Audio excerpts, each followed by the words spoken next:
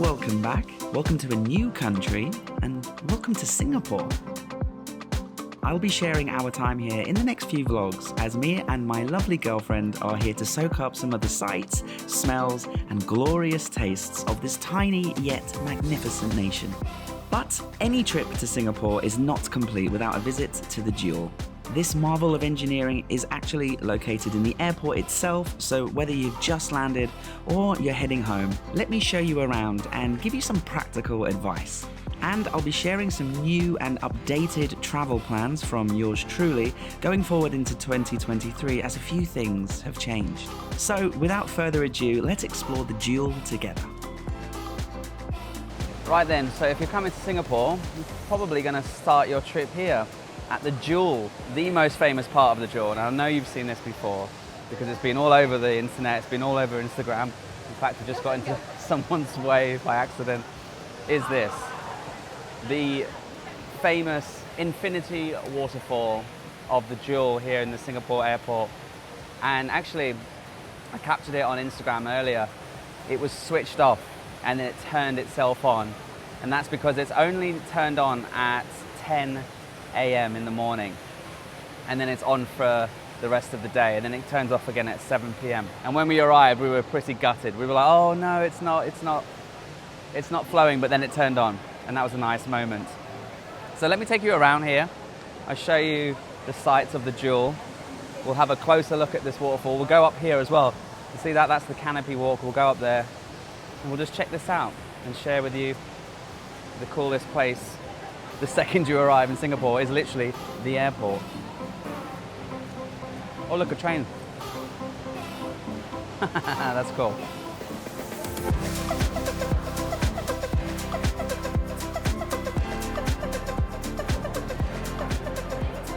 You'll see a little bit of my girlfriend as well in this video because this entire trip was inspired by her because of this restaurant. She's absolutely obsessed with this restaurant. I've never even heard of it before, but it's called Shake Shack. Apparently it's really popular in America, I think. I'm not quite sure, but she's obsessed with it. And another thing is, it's my birthday tomorrow. So we've made a trip for my birthday and for her to get her fill of Shake Shack. But we're not gonna have one yet, are we? We're gonna have a little walk around. We decided to head up to the Canopy Bridge. It's one of the many attractions in the Jewel that come with an added ticket price. We paid 14 Singapore dollars each to get up onto the highest viewpoint in the structure. But is it worth it? Well, let's see. Okie dokie. Here we are. The Canopy Walk. Apparently this has the best view of the waterfall. Let's see. Oh, yeah, the glass bottom see-through bridge. This is really cool, guys. But if you ask me, you see where these people are? Right here? I think that's the spot to go. Because you're gonna get uninterrupted views. Because you don't get it to yourself, you get a bunch of other people. I thought they would like give everybody 5 minutes each to take pictures or something, because you're paying a lot of money to walk over a bridge. That's it. Once you get over there, that's the end of the ride. I think you can save your money, guys, and just enjoy the rest of the area. See, these guys are getting creative, actually.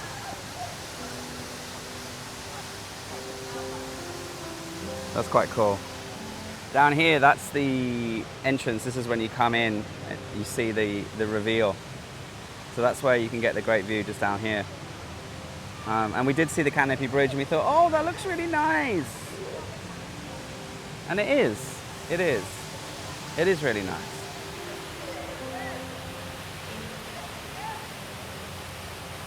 And, oh, that's a nice one.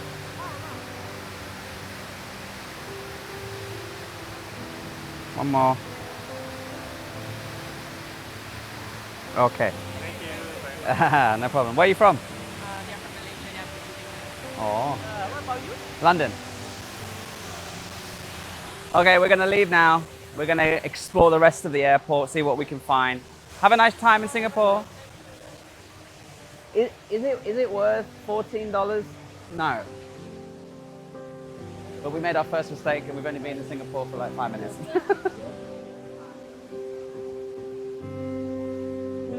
Thank you. So, since we're in the airport, I've got a couple of things to share with you, one positive and one negative. So let's start with the bad news. The bad news is, if you saw, I mentioned at the beginning of the year that I was going to go to Nepal to do the Everest base camp. That's now been postponed or potentially cancelled because of a new law passed by the Nepalese government, which means that solo hiking, solo trekking in the Himalayas is no longer available. You have to have a guide.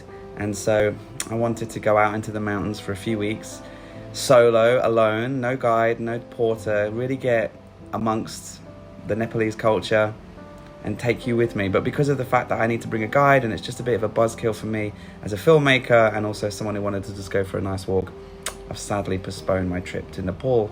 But I think after COVID, we've all experienced the harsh realities that sometimes travel plans get thrown out the window because of things that we can't control. So instead of dwelling in that disappointment, I decided to book flights to a completely new continent for the channel and, you know, keep in the theme of being in the mountains and being able to go somewhere beautiful, have a solo hiking experience. So I booked a flight to Europe. And so if you're like me and you want to learn a new language this year on your travels, or maybe you want to re-immerse yourself in a language that you have become a little bit rusty in, let's say. I grew up learning Spanish, French, and a little bit of German, and I'm going to be needing German for when I go to Europe, and you'll see why soon. So I've been brushing up on my German with Rosetta Stone, just any little time, whether it's a few minutes in the morning or if I'm on a long flight going to somewhere like Singapore. Wenn sie reist, nimmt sie viele Koffer mit. When sie reist, nimmt sie viele Koffer mit. Sie liest etwas. She liest etwas. She's reading something? Okay. Rosetta Stone has loads of languages, so it doesn't matter where you're traveling to this summer, if you're going to Europe or to Asia or afield. They do have a really good desktop learning experience as well. So if you do want to learn from the comfort of your home with headphones or speakers or whatever, just being in your desk, office maybe, they've got you covered. And I don't know about you, but the most frustrating thing for me learning a language is tracking your progress, trying to figure out if your language acquisition is any good or not. But the good thing about Rosetta Stone is they have progress tracking visually represented for you all the way through your lessons, your units. As you go along in the language learning process, you can track your progress really easily, which is great. So I really encourage you to use Rosetta Stone this summer. And the best part is, if you do sign up for a lifetime subscription, you get 50% off using the link in the description below. So thank you to Rosetta Stone for offering you guys a really good deal on their service through this channel. Use the link, get an amazing discount, and enjoy your learning language experience. Let's see if this view is even better. And this is the free one. Here you can see the canopy bridge. Actually, these vents blow cold air, so it's kind of aircon here, which is nice. What do you reckon? Is it better here or better on the canopy bridge? I gotta say, this is much better in real life, guys. I've seen pictures on Instagram. I've seen a few vlogs of people hanging out here a little bit. It's so much nicer in real life. It's stunning, actually. When you buy the canopy bridge ticket, it does come with a little extra. You get to go into this canopy park here for free, or as part of the ticket.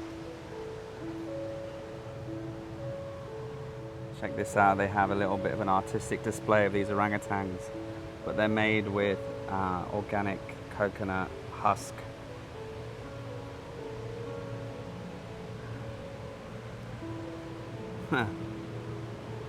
Very cool.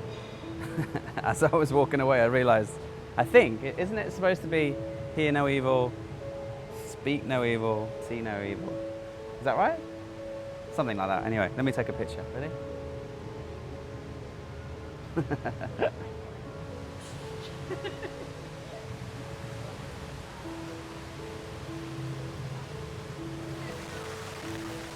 They're so cute.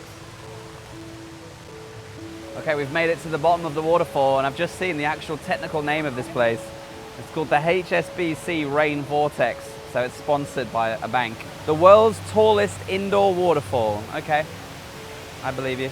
The waterfall, as impressive as it is, and the way that it goes down into this vortex, it's incredible, but it's just when you lift your eyes up and you start looking around at the greens in every direction. Everyone is on a different layer, on a different level. Everyone's taking pictures as a family. They've just arrived in Singapore or they're on their way home. And I'm getting wet and I love it. This is so good, man. We've been here, what is it now? It's nearly 2 o'clock in the afternoon and our flight left at 7 and we got here at 9. And we haven't left the airport yet. And if you're getting a red-eye flight, you could happily just spend the whole day at the airport. Restaurants, shopping, and fun things to do. I haven't shown you, but there's like a VR experience, there's a flight simulator experience, a bunch of other things that you can do. But if it was me, I would just sit here with a cup of coffee, get a bite to eat, do some work and relax for the day and just watch the trains coming through and just people watch. Professional.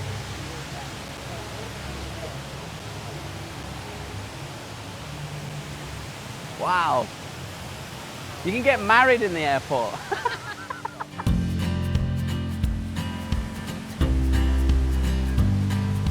Oh my God, we're so romantic.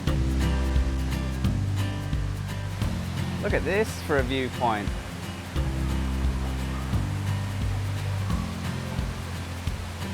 Wow. Can you believe this?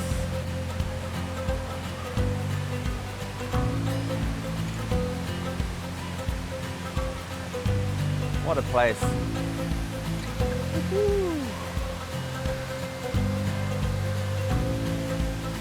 Wow.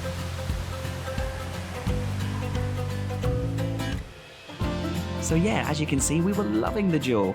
The futuristic setting, surrounded by these luscious jungles, is a perfect place to start or end your adventures in Singapore. We wanted to eat here, but we were going to save Shake Shack for dinner, but we did find a very cool alternative. Whoa, next level.